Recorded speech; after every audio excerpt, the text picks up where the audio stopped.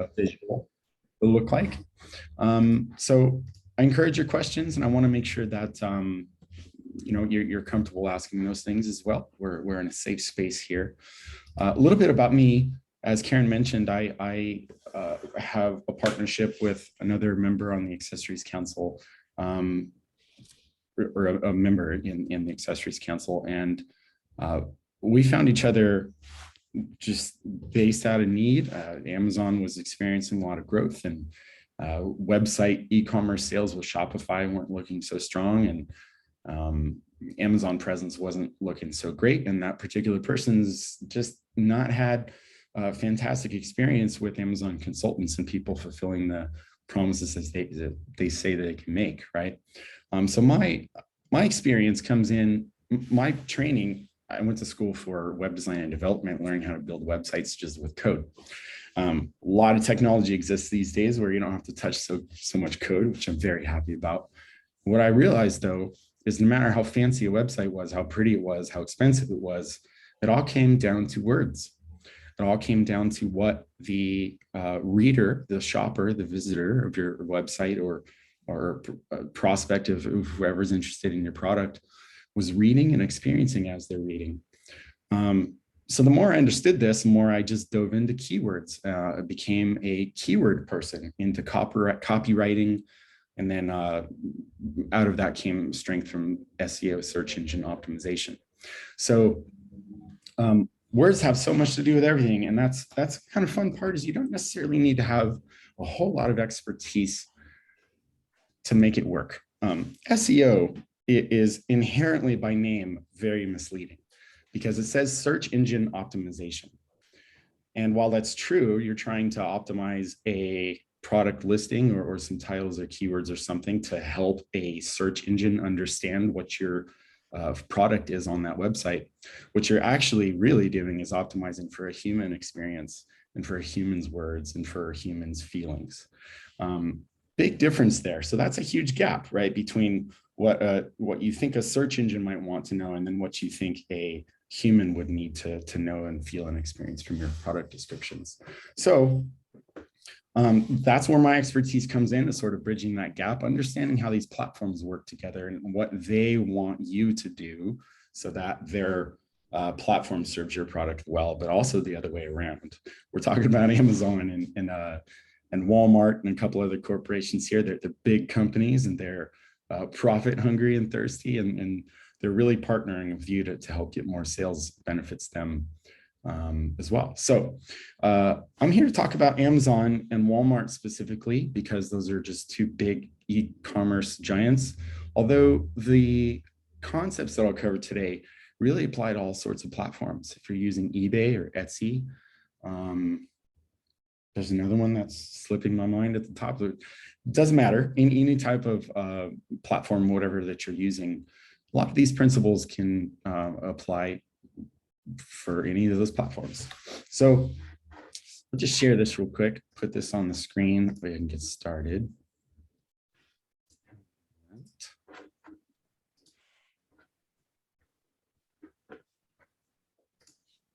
Look for Merson's thing here. You know what, Karen? It's making me restart Zoom. So I think I'm going to just restart, and I'll be right back in a couple of seconds. There he is, sharing his screen. Awesome. Sorry for that there. Okay, so I'm Steve. Hello. I have a company called Mockrify Studio, and that's what I do is help folks who are selling online get better sales, better customers. So I've been doing that for about 15 years now. I can't believe it's been so long, but I started going to school and had this dream of working for a big fancy San Francisco design agency and things like that. And then just realized that I like doing it myself and can generally make a lot more progress quicker. So here's a couple of things that I just want to cover. My approach is boils down to these four things. I optimize listing quality. I help your team for change management, because that's one of the #1 things that I've noticed a lot of folks have some trouble with is how to manage the change that we help implement to get you better sales. Competitor intelligence. There's a process that I've got that looks into why other products are being more successful than you, because a lot of times they have similar customers. Your customers are their customers. Why are they buying from them and not you? So some competitor intelligence that comes out of that. And then support and partnerships. Along the way, I build myself a network that helps bridge a lot of these gaps that companies are facing. And if you're a two-person team, or if you've got a full staff on, generally, I've experienced a lot of growth with my clients. 58% was one of the highest numbers that I've seen, although even 10% is on average. A lot of hours saved monthly. This comes down to automation. I look at your process and kind of where your selling process could be hindering you, or what you could be doing better to do that. So a lot of automation and process change that can help ultimately reach more customers in online sales. Bit of a flywheel here. I'll just go through it quickly. This isn't super important, but it's higher quality listings get you better rankings, which allows your product to appear in more searches, which gets you more sales. More sales allows you to get better insight from the customer's experience, what they like and don't like about your product. The more people are buying, the more data you'll get from that type of feedback. Fewer returns, because as you're optimizing your listings and your products, you're learning and you're helping reduce the returns and disappointment that people may experience. And then of course, more reviews. It all sort of feeds into each other. Multi-channel challenges, what I have here. Multi-channel, what this means is if you have a Shopify website, for example, that would be a channel. An Amazon listing on Seller Central, that would be another channel. And even if you're on a Walmart, that would be an additional channel. So each of these channels have different ways of reaching the same goal. And especially if you're Amazon or Walmart, what happens is they require you to do things a very specific way so that it serves their platform, because they're offering a customer experience that they want to have a standard for, if that makes any sense. So challenges that come from this, really hard to manage. It's really difficult to keep up with the changes that these companies and platforms are putting through. And Karen had mentioned this briefly a minute ago when she was talking about how things change and update happens all the time. And also in my experience, this is kind of frustrating from my point of view, is that what happens a lot of times is Amazon and Walmart, they'll make these changes and won't necessarily tell you about it. And so all of a sudden your product could end up in a completely different category that it doesn't necessarily belong, just because Amazon decided to restructure their categories and they think that they'll, have better organization this way. So it's just fascinating how many things can change without the sellers even knowing that can happen. So it's important to be on top of it. Slow growth. A lot of times what happens is folks really want to try and test out these platforms to see if it's worth their time with one or two products. And so that could eat into the time that they're taking. It takes a lot of time just to get one or two things going, and could be more fruitful if you've got 15 or a full catalog, for example. And then of course, team inconsistencies. If you're hiring out for folks to help you get things done, or maybe you have staff turnover, things like this, that your help, you're trying to run your business and you've got some folks who are trying to help you out, and there can be inconsistency if that person or those roles change and aren't really documented or communicated as well. So these are some of the challenges that I'm seeing from trying to manage multi-channel sales. I'm here really to talk about SEO impact, and I'll get into a couple of examples shortly here. It comes down to these three things. Discoverability. I want to share that 50 to 60% of product searches start on platforms. Actually, it's closer to 60, and that number is even growing. What this means is that people aren't going to Google and searching for what they or they're starting with Amazon. How are you? No. Like, I have my appointment with Debbie at 12:45. If everyone can keep themselves on mute, that would be terrific. And Steve, I think you need to unmute now. So I may have just muted everyone. Sorry, it's Karen. We just popped a few people on that came in without mute, so it got loud. Steve, you need to unmute yourself.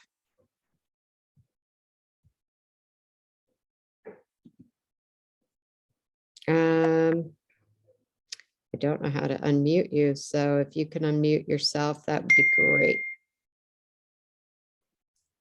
Okay, there we go. Sorry about that. All right. Okay, I thanks. couldn't Sorry see my about mouse. that.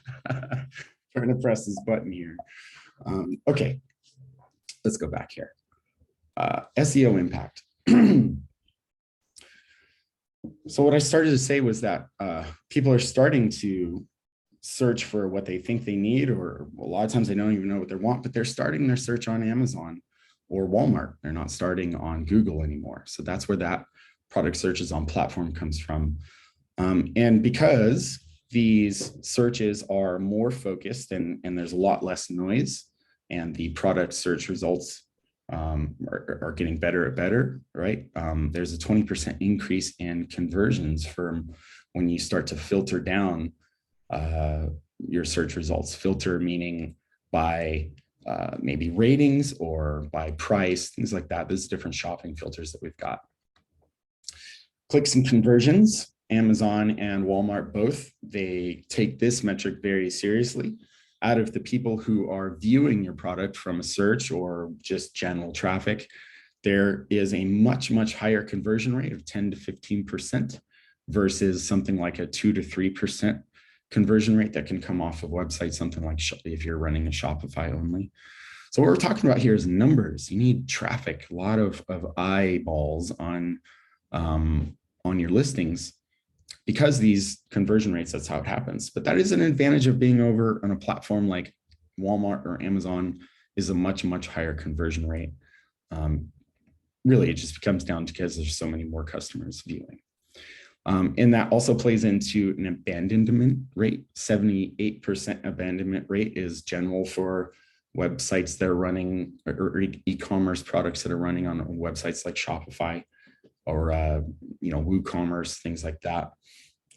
Very high abandon rate, and Amazon and Walmart are getting better and better at cutting down that abandon rate for you. So that's an advantage to being on their platforms. And then there's the algorithm love. What this means is each of these platforms have very special internal process of how they're serving these products to you, and how they believe your product is going to be relevant to that customer search.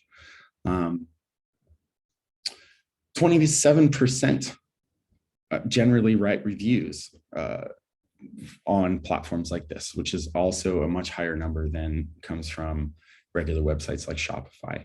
Really, it comes down to because the tools that are built into Amazon and Shopify, they understand that social proof is an important buying factor. Because there's no salesperson, there's not a person that comes and interacts with you and talks to you about the specifics about these products. People want to read and visualize and understand things in themselves. They just feel better about making an intelligent decision themselves. So that's why it's important to have such detailed information about your products. And I can't see the chat at the moment, Karen. I don't know if any questions have come through. Do we have any questions yet?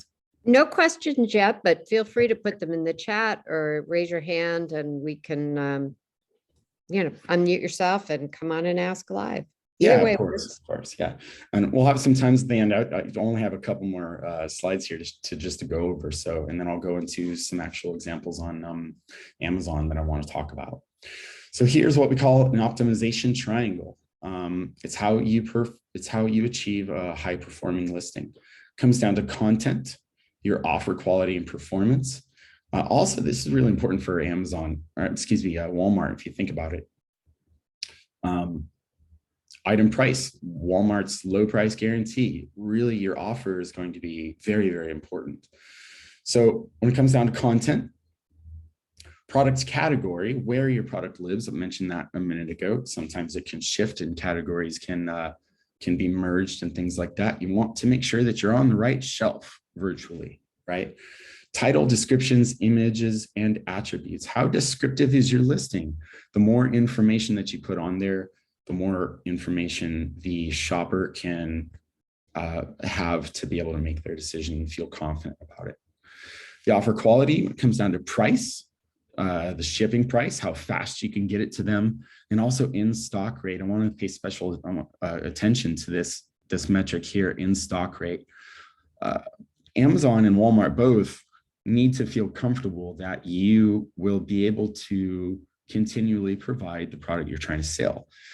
In the event that it becomes a hot seller, ends up in a really high listing, and you have a great spot in the search results, or even just the organic listings, or without any paid placement at all, Amazon and Walmart both, they all just need to feel comfortable that you're going to be able to continue to provide that that product, or else they're not really going to reward you with a comfortable position. It's kind of funny how that works, but they want to make sure that you're not going to be disappointing people who are coming to their platform and looking for your thing. So it's important to keep healthy in-stock numbers.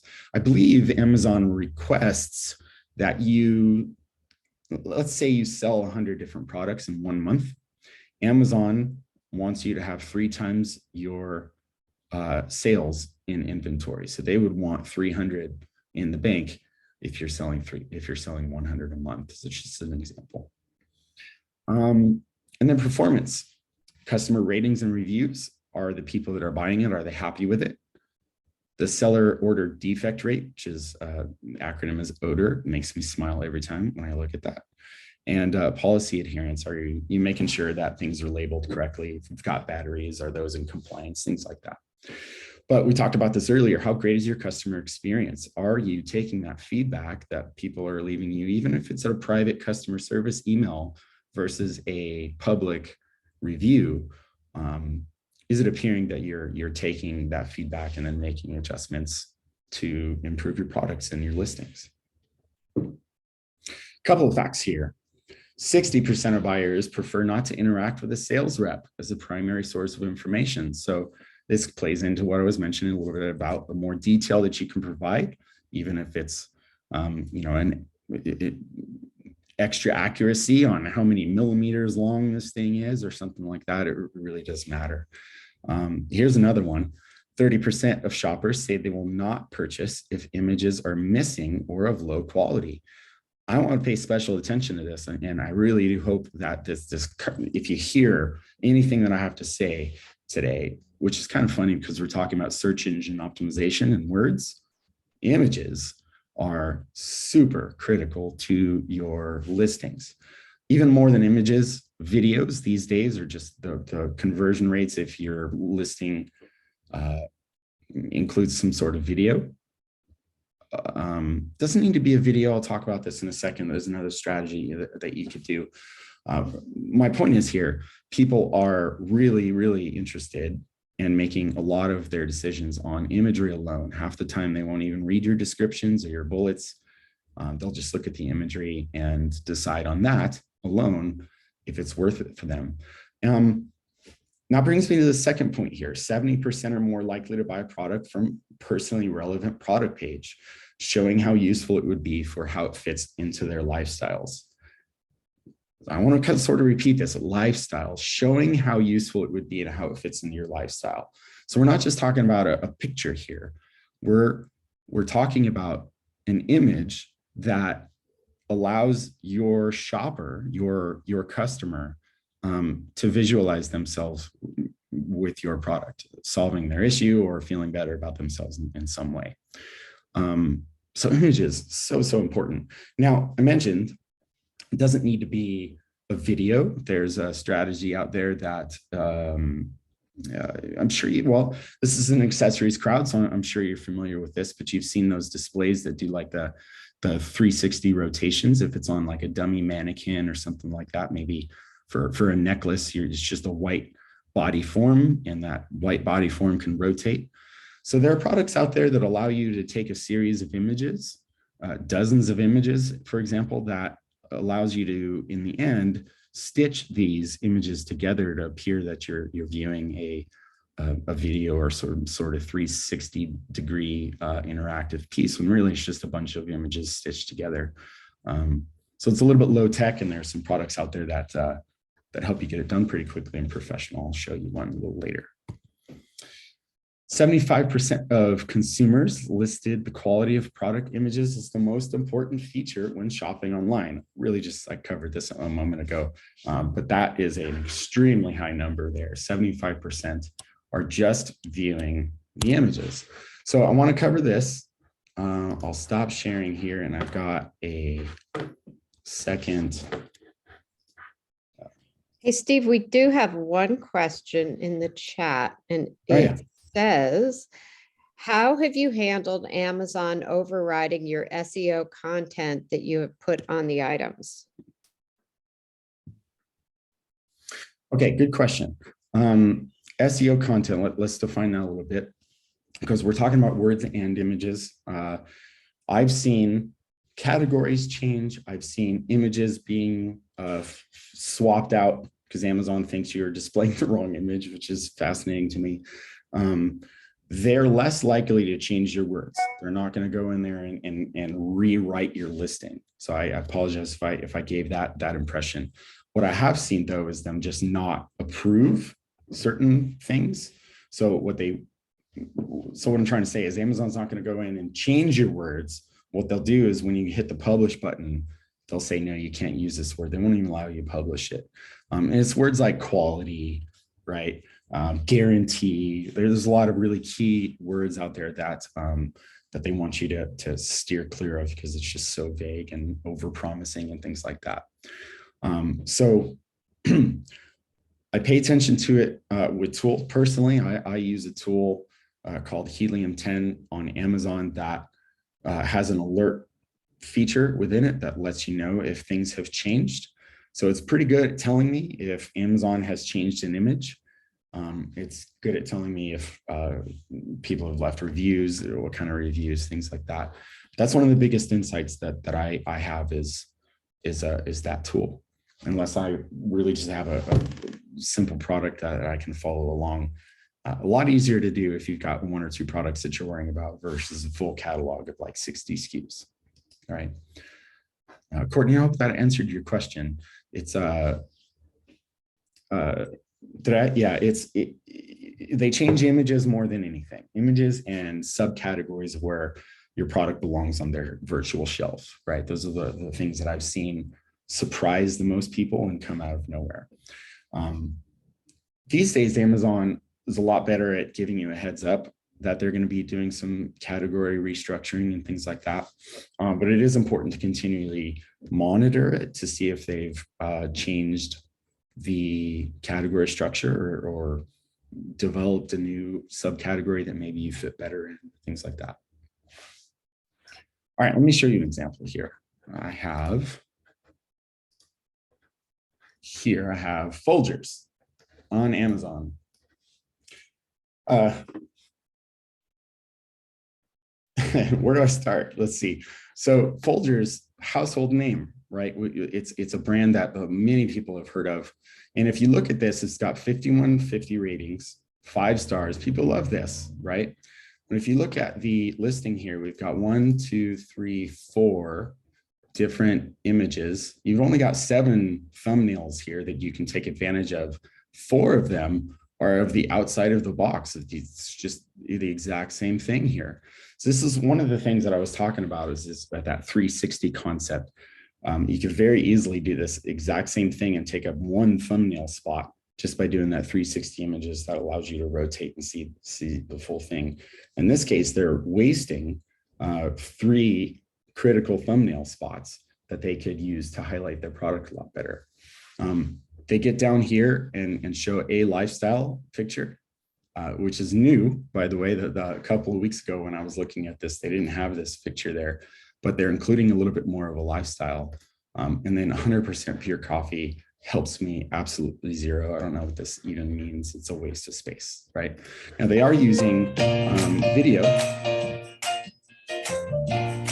And the video does a lot better job of outlining that lifestyle experience that we were talking about earlier, where people need to just feel more comfortable. And I like that they included the video, and I was really disappointed when I saw this listing because Folgers, you know, you've grown up watching the commercials. The best part of waking up, Folgers in your cup, and you have this amazing image of somebody just smelling coffee in the morning and enjoying themselves. That is what should be displayed or communicated and experienced on this listing, right? So for a contrast, here's another coffee brand that you've never heard of, but they're doing a lot better. First of all, they go straight into half of an image, but they're talking about different things that let them stand apart. And let's see here. They did switch out a picture. They did have a more close-up picture of their actual coffee grounds than this, but I actually appreciated that they did that. You don't see what the Folgers coffee grounds look like at all in those other pictures, but these are showing you an example of what the product would actually look like if you've got it in your home. So a lot more descriptive and what you would call lifestyle images that come here from this listing. Now, aside from these images, the descriptions are a lot better too. Upgrade your coffee right away is one of the very first things you see. So you know you're going to be buying a little bit more higher quality, right? Packed with essential brain vitamins and so on. So a lot more descriptive thought went into these thumbnails, these feature bullets here versus Folgers. Right, these don't even have the same character count here. 24-ounce aroma seal canister. Okay, it's about their container more than their coffee, their very first bullet, right? So I want to show you these examples here. They're strong contrast here for me, and hopefully I've communicated the differences between them and just the differences the images alone can make.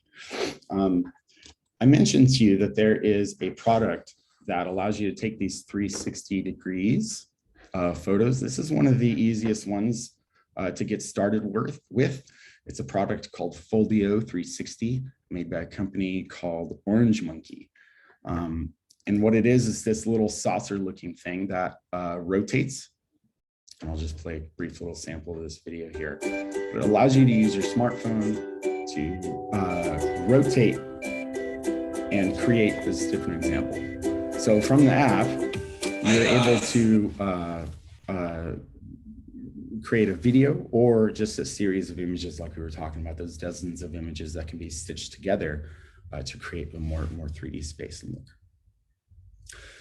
Okay, so that's what I wanted to cover for you today. Some strong examples straight out of the gate. Let's take a look at Amazon or at Walmart, an example of Walmart really quickly. I just randomly went into a women's accessories thing here, and their best seller in their women's accessories catalog out of 1,000 items is this thing right here, this Mother of the Bride hat. I thought, why? This is really interesting. So I'm clicking into this, and they've got one image here, no videos, no other images. They've got a whole lot of different varieties. And this one makes me laugh because it says, do not disturb, and you can't see her face. And then there are two images of the exact same thing. So to me, I'm laughing to myself when I see this because, wow, the missed opportunity. If you were able to just think a little bit harder about what other things women might be interested to help them purchase this hat. To me, they're not really buying the hat at all. They're buying what the hat says. It's a conversation starter. And I know that because it's the best seller and it has just such a flat listing, doesn't have any images. With these images, there's so much more that you can communicate. For example, if I'm outside, is light going to come through the little cracks in the straw hat and get on my face? That doesn't communicate in this image, right? So it's things like that that I want you to, as you're looking at your products, really start to think outside the box of what visual information can I provide with images, and how descriptive can I be with my words to help customers understand my product a little better. Well, that's all I really had to cover for you. It's some pretty basic stuff. But hopefully I was able to dive deep into some examples and give you some ideas from your products. Are there any questions about what I've talked about so far? You know what, Steve? We do have another question in the Yeah. chat, and it says, how many SKUs should a brand start with, styles and colorways? So if you're just launching, what's the optimal mix? Well, that's a good question. I'd say there's no definitive answer. What I would do is I would look into trends, and I would see if seasonality is important. If we're talking about t-shirts, for example, there's a t-shirt, and then there's the size of a t-shirt, and then there's the colors of the t-shirt. So those could be just one product, but very easily 5 different SKUs out of that one product, just because of those different variations, right?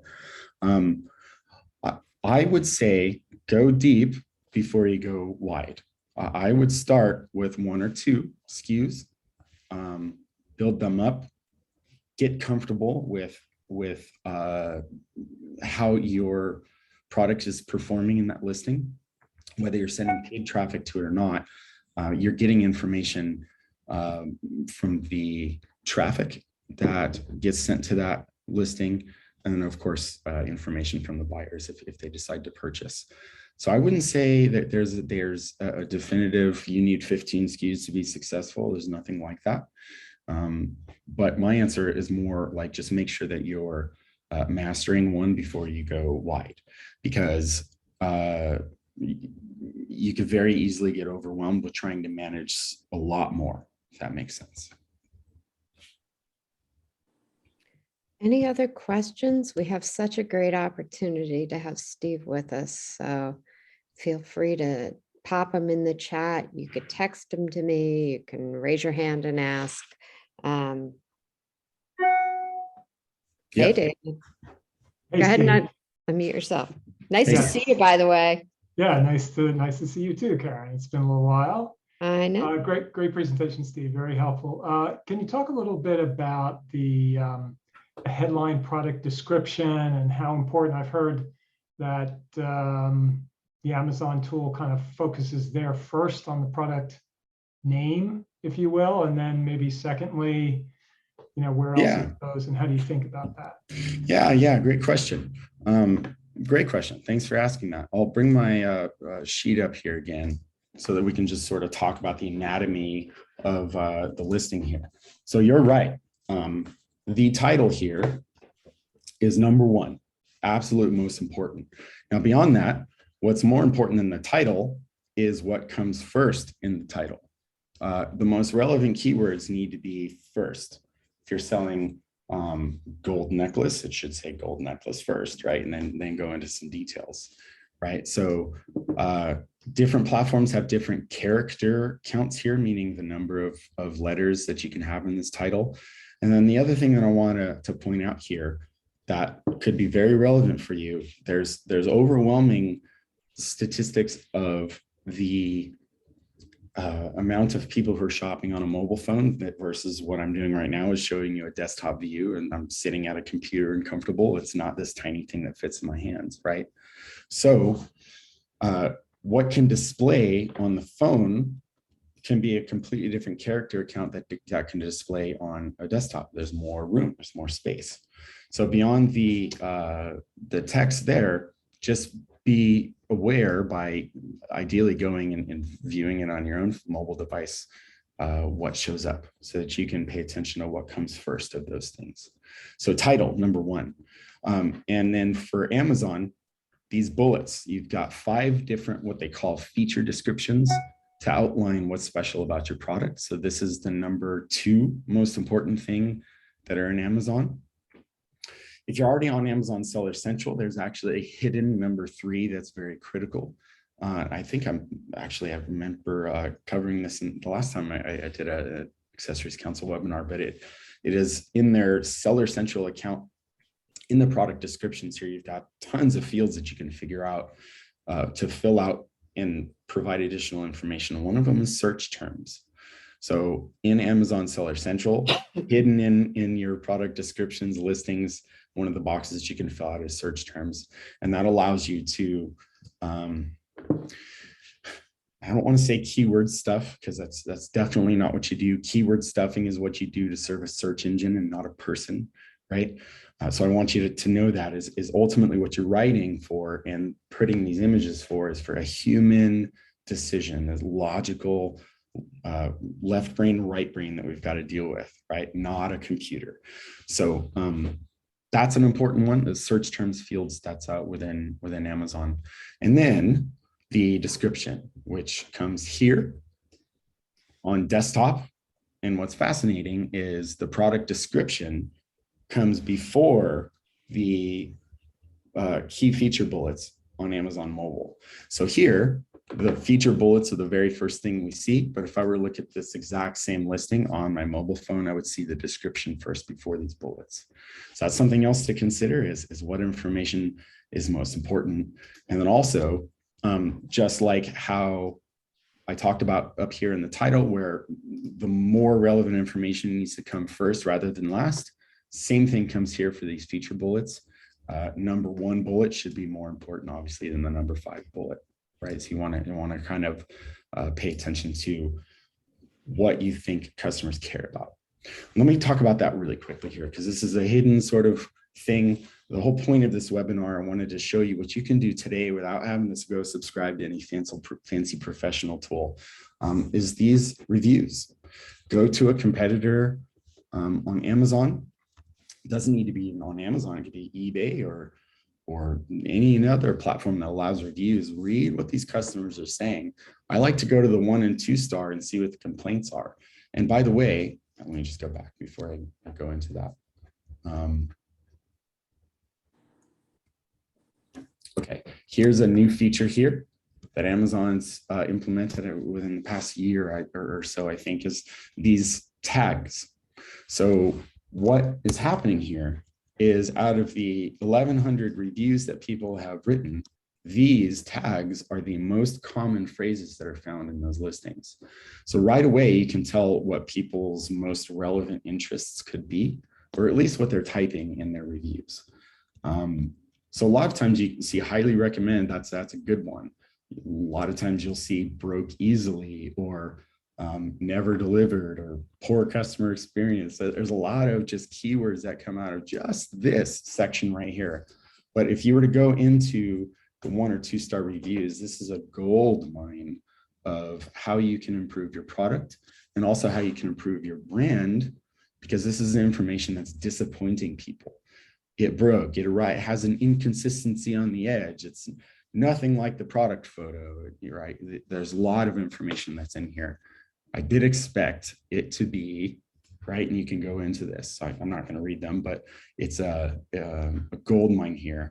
Flavor this coffee leaves a lingering weird taste in your mouth, right? So what insights can you gather from your competitor reviews?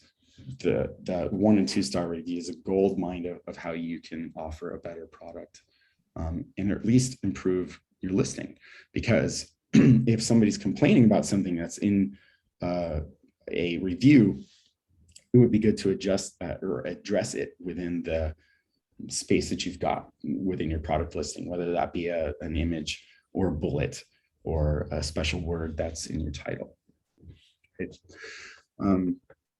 David, did I answer your question there? Title, more important than anything. And also what goes in your title, the order of the words in your title.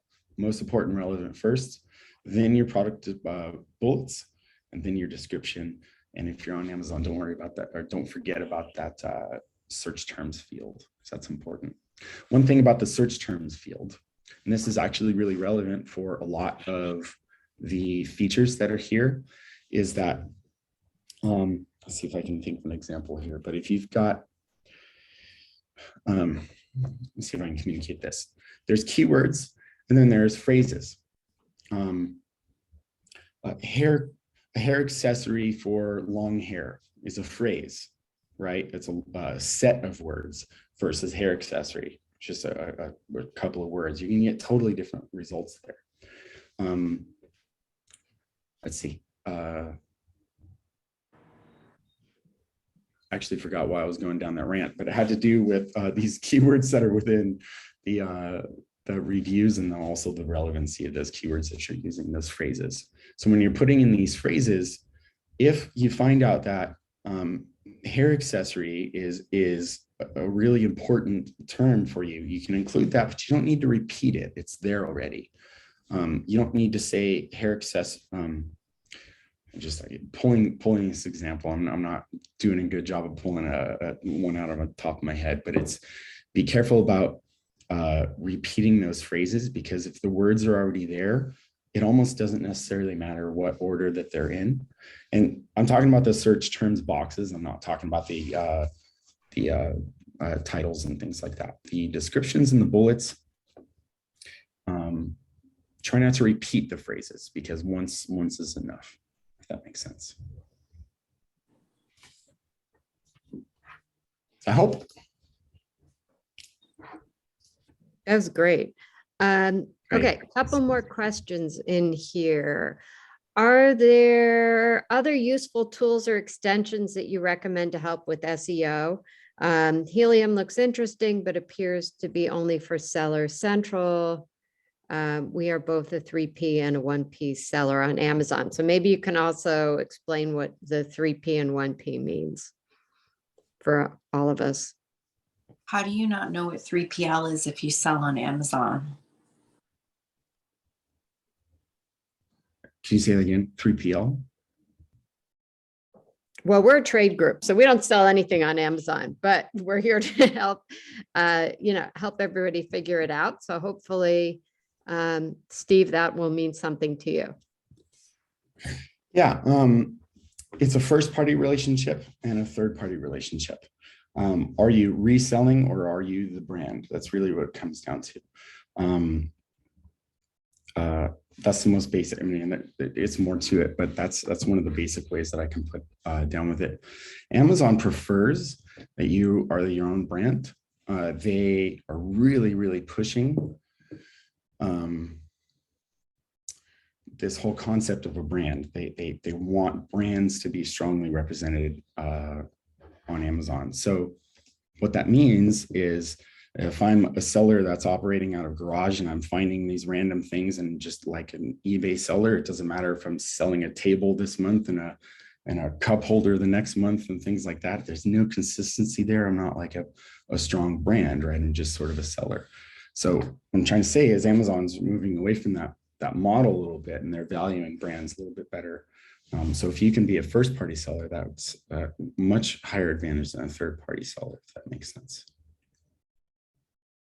In terms of the tools, Helium 10 will still help with this.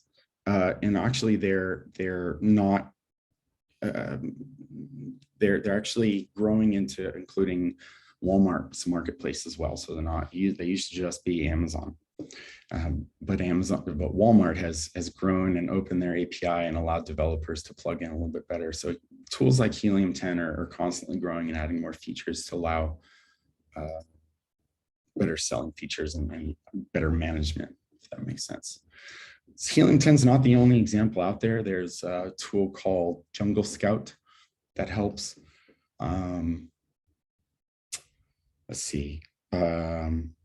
Tika Metrics is another Amazon brand that has an analytics platform that helps out. If you're doing advertising specifically, there's a program called Sellozo, Sellozo, that helps you optimize your campaigns a little bit better. All these tools are similar. They're all using kind of the same underlying Amazon access, but then they all have their own proprietary way to make their platform a little bit better. So I don't have a recommendation that I can just flatly give out to everybody, because it depends on the size of your product offering, the size of your company, and what you can handle. Though I can say that most people have some pretty good success with using Helium 10. Great. Did that answer your question, Courtney? You're good? Okay. Yeah. Excellent. Steve, here's a good question. What do your services include? Is it managing a brand's Amazon store, tactical services, crafting messages? Like what happens when someone engages your company? Great question. I've helped everything in between. I've helped somebody who's never started on Amazon before, has no idea what to do, get all the way through to creating a brand and a trademark and offering a product listing and then be able to run advertising. So if it has to do with selling on Amazon, I can help you. The strengths that I come in is if you have an existing product that you're looking to boost the sales on, it's a lot easier for me to come in and help you out with what needs to be changed rather than starting from scratch, obviously. Although if you do not have the ability or know how to start on Amazon or even Walmart, get in touch with me because I can point you in the right direction to save you some time. Steve, I'm putting your contact information oh yeah, in the chat right now for everyone. And I mentioned at the beginning, and I know some people logged on, but in our January issue of Accessories Magazine. So if you go onto our website, accessoriescouncil.org, and you click on the magazine, towards the back, we have an ad with Steve. So that's got your QR code, but it also has the site, and there's a special offer for Accessories Magazine readers if you want more information. And again, if you have questions or you want to contact Steve, his information is right there. Yeah, give me a call. You can visit that website. There's a form that you can fill out. The form helps me gather just a little bit more preliminary information so that when we meet, I have more focused and detailed questions. We can go further, faster with that form. But feel free, you can just reach out via email or phone number as well. So I'm happy to answer your questions or even take a look at your listing, give you a couple pointers based on a few minutes of looking at it, right?